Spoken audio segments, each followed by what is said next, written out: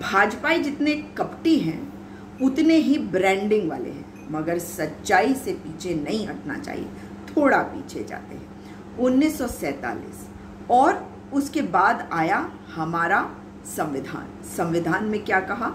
India that is Bharat. तो India ही भारत और भारत ही India, बल्कि मैं तो कहूँगी हिंदुस्तान भी हमारा। हम बुलबुले हैं इसके, ये गुलसिता हमारा। उस वक्त ये भाजपाई क्या कर रहे थे जब हम देश की आज़ादी के लिए लड़ रहे थे? अरे भारत माता के लिए लड़ने का काम हमने किया, कांग्रेस ने किया।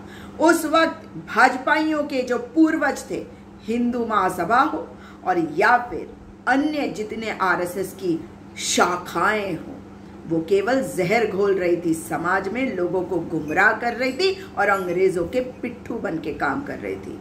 वंदे मातरम हम कहते थे अंग्रेजों के सामने खड़े होकर, हम कहते थे कि भारत माता को आजाद कराएंगे। ये नहीं कहते थे, ये कहते थे अंग्रेजों देश मत छोड़ो। जब हम कहते थे अंग्रेजों भारत छोड़ो, हम कहते थे क्विट इंडिया मूवमेंट, उस वक्त ये अंग्रेजों का साथ दे रहे थे। ये है देशद्रोही और दूसरों को सर्टिफिकेट बांटने की हिम्मत करते हैं। शर्म करो।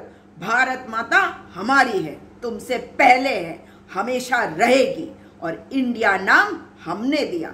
इंडिया भारत संविधान में जो दिया वही नाम हमारे लिए सर्वोपरि है।